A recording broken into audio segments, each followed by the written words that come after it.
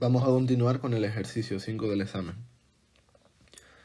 Se nos presenta una función f y nos piden hallar los extremos absolutos de f y determinar la ecuación de la recta tangente y de la recta normal a la gráfica de f en el punto x igual a pi tercios.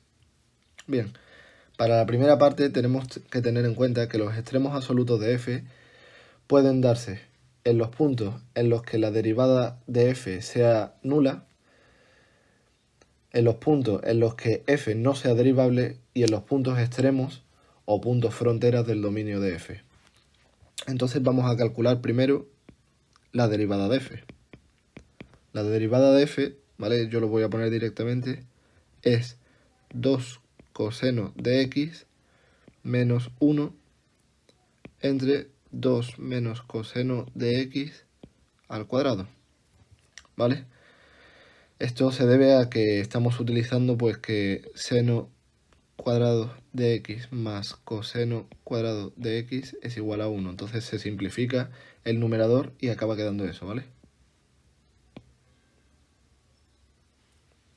Vale, esto de aquí se anula si y solo si el numerador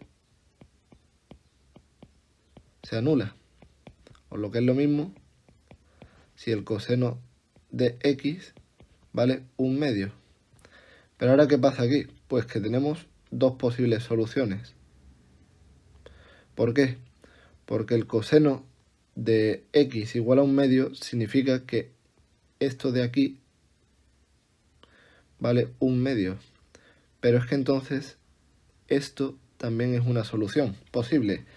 Tanto este ángulo como este de aquí serían soluciones posibles. Entonces tenemos que x puede valer pi tercios o puede valer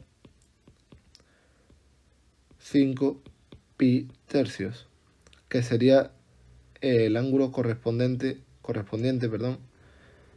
a esto, ¿vale? Sería este ángulo de aquí, o sea, este ángulo de aquí. 5 pi tercios serían las dos soluciones posibles de esa ecuación. Es decir, que la derivada de f se anula en los puntos x igual a pi tercios y x igual a 5 pi tercios. Estos serían candidatos ya a extremos absolutos.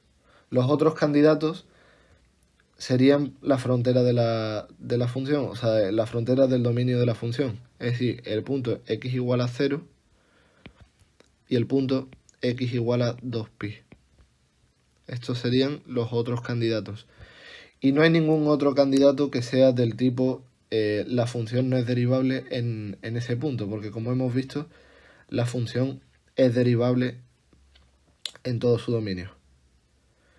¿Vale? Entonces, estos serían los candidatos. Simplemente ya sustituir f de pi tercios, f de 5 pi tercios, f de 0 y f de 2pi. Sustituimos en cada uno y nos sale pues que f de pi tercios es raíz de 3 entre 3, f de 5 pi tercios es menos raíz de 3 entre 3, f de 0 es 0 y f de 2pi es 0. Luego, f tiene... Perdón, vamos a poner mejor. El máximo absoluto de f es raíz de 3 entre 3 y se alcanza en x igual a pi tercios. El mínimo absoluto de f es menos pi tercios y se alcanza en x igual a 5 pi tercios. ¿Vale? Y esta sería la solución del apartado A. Para responder al apartado B, nos fijamos que la ecuación de la recta tangente en el punto x igual a pi tercios se corresponderá con la derivada de la función f en el punto x igual a pi tercios.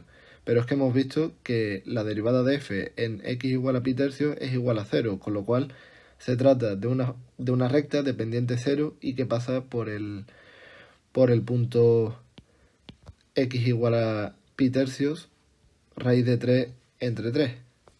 Por tanto, se trata simplemente la tangente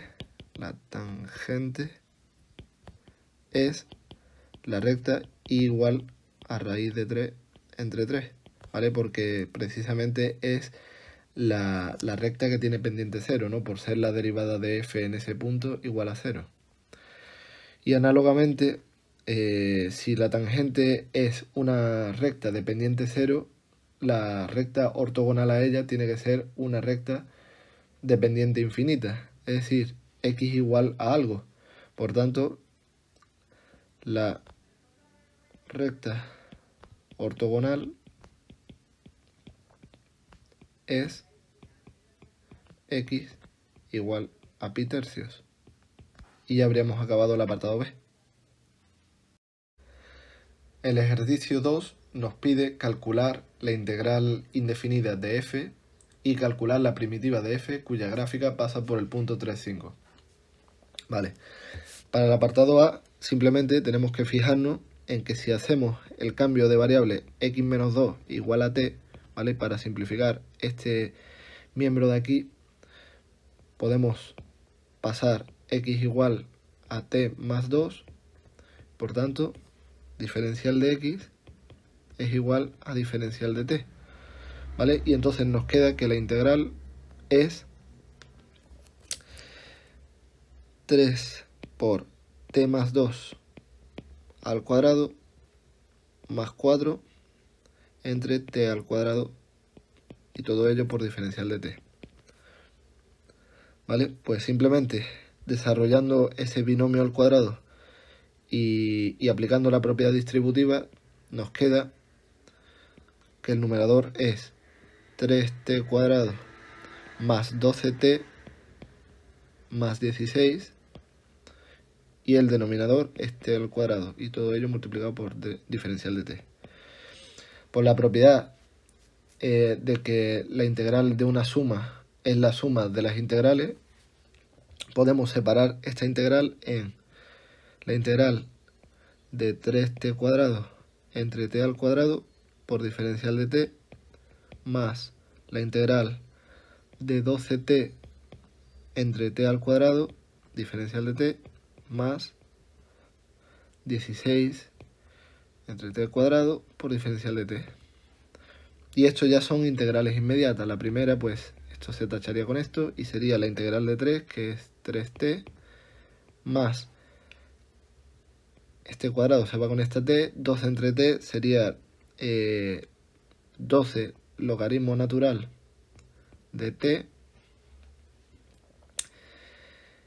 y esto de aquí, pues si nos fijamos, al nosotros derivar un número, al derivar un número n entre t, si nosotros esto lo derivamos, tenemos la derivada de n, que es 0, por lo de abajo sin derivar, menos n, que es lo de arriba sin derivar, por la derivada de lo de abajo, por t, o sea, por 1, perdón, entre t al cuadrado, ¿vale?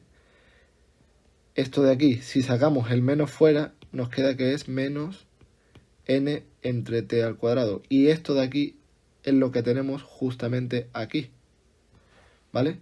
Entonces, simplemente, pues si la derivada de esto es esto, la integral de esto es esto, ¿vale? Sería menos 16 entre t. Y todo esto más una constante c, ¿vale? Eso sería, digamos, la integral indefinida. Para la segunda parte del ejercicio que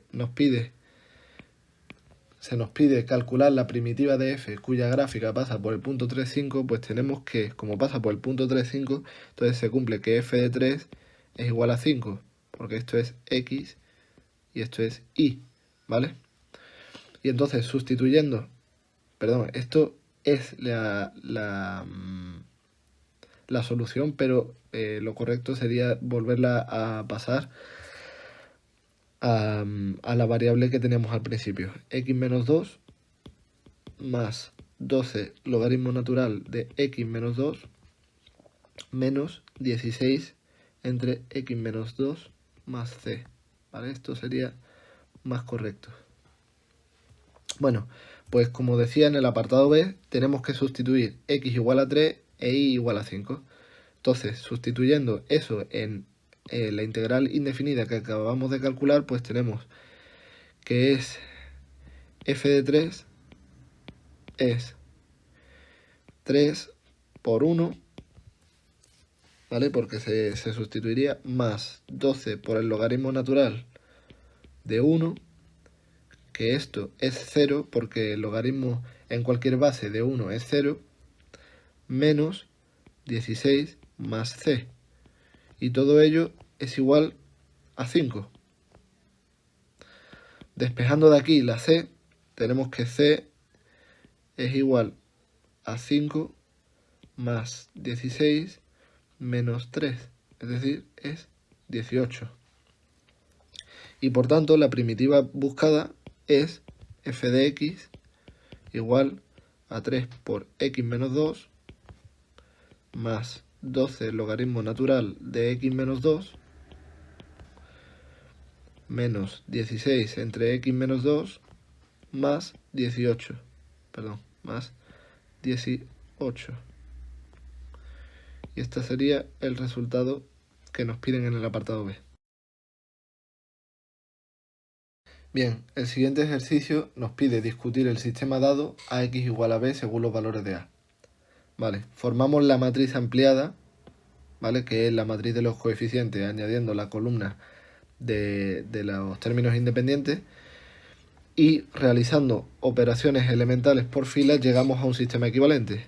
Hacemos que la fila 2 sea ella misma menos 2 veces la fila 1 y que la fila 3 sea ella misma menos 3 veces la fila 1.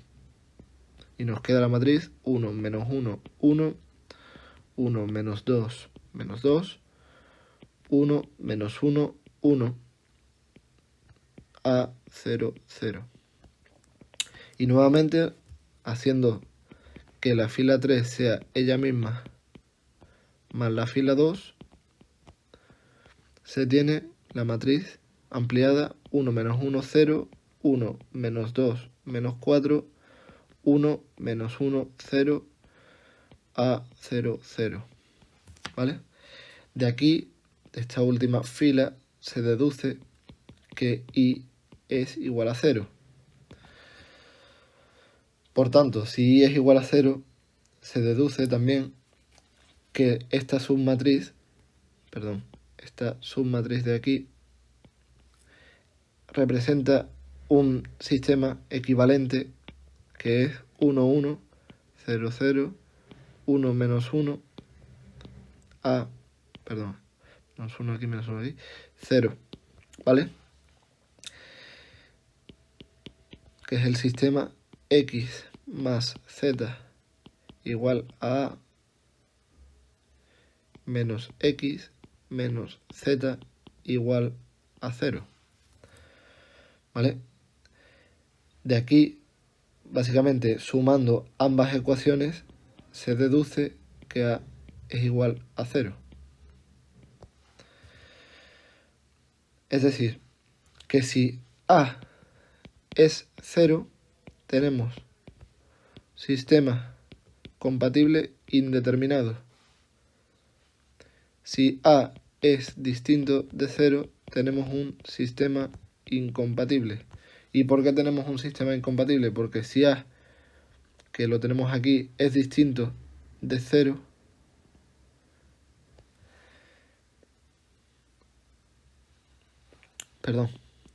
si A, que lo tenemos aquí, es distinto de 0, entonces aquí ya hay una contradicción. Menos x menos z igual a 0 es equivalente a x más z igual a 0 y entraría en contradicción con x más z distinto de 0. Por tanto, sería un sistema incompatible. Y no hay ningún valor de A que haga que el sistema sea compatible determinado, ¿vale? Eso sería el apartado A. El apartado B nos pide resolver para A igual a 0 y calcular si es posible una solución en la que y más z sea igual a 4. Bueno, como hemos visto en el apartado anterior, si A es 0, entonces tenemos un sistema compatible indeterminado, es decir, existen infinitas soluciones. Y estas soluciones vienen dadas por la ecuación x más y más z igual a 0, ¿vale? Lo que vamos a hacer es simplemente el sistema inicial, pues sustituir a igual a 0 y entonces x más y más z igual a 0, x más z igual a 0 y 4x más y más 4z igual a 0. De aquí se deduce, pues como habíamos visto antes, que y es 0 y la solución general sería, pues llamando a x el parámetro t, pues sería x igual a t igual a 0 y z igual a menos t. Esta sería la solución general.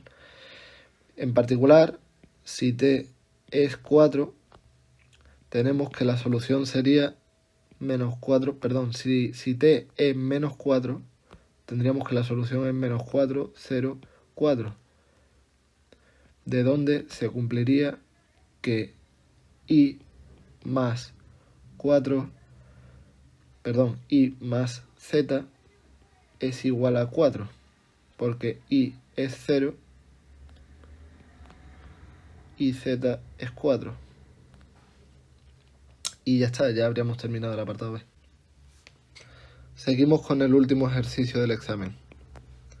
Nos pide calcular la ecuación del plano que pasa por A y es perpendicular a la recta R. Bien, lo primero que tenemos que hacer es obtener la dirección de R, porque obteniendo la dirección de R ya podemos encontrar un plano que pase por el punto que queramos, el punto A, y que sea perpendicular a la dirección obtenida. Bien, para ello buscamos dos puntos C y D que ambos pertenezcan a R. Por ejemplo, C puede ser el punto 2 menos 2, 0, y D puede ser el punto 0, 0, 2 tercios. Entonces, haciendo la diferencia D menos C, obtenemos el vector que va desde C hasta D y es el menos 2, 2, 2 tercios.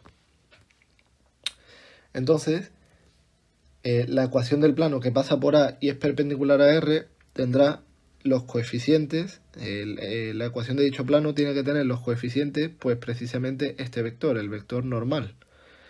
Y por tanto, será de la forma menos 2x más 2y más 2 tercios de z igual a menos d. Como el punto A, esto es el plano pi, como el punto A pertenece al plano pi, entonces debe satisfacer la ecuación que define a dicho plano. Y por tanto se debe cumplir que menos 2 por 1 más 2 por menos 2 más 2 tercios por 0 sea igual a menos d. Y por tanto, d es igual a 6. Y el plano buscado es por tanto pi igual a menos 2x más 2y más 2 tercios de z más 6 igual a 0.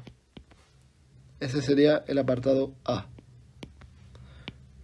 El apartado B nos pide calcular la ecuación del plano que pasa por A y contiene a R. Bien, como contiene A y contiene a R, si C y D son puntos de R, entonces el plano pi, o vamos a llamarlo pi', contiene tanto al vector AC, es decir, al vector que une el punto A con el punto C, y debe contener al vector CD, que es el vector director de la recta R. Y por lo tanto, el vector normal, llamémoslo N, debe ser ortogonal a AC y debe ser ortogonal a CD. Por tanto, lo que tenemos que calcular es precisamente el producto vectorial AC-CD. Y este producto vectorial es el producto de los vectores 1, 0, 0 por menos 2, 2, 2 tercios. Lo que es lo mismo, el determinante de la matriz IJK 1, 0, 0 menos 2, 2, 2 tercios. Y este determinante vale precisamente 0 menos 2, 6. Es decir, que el vector normal al plano es este. Y por tanto, la ecuación del plano pi' es de la forma menos 2i más 6z más d igual a 0. Nuevamente, como el punto A pertenece al plano pi', entonces se debe cumplir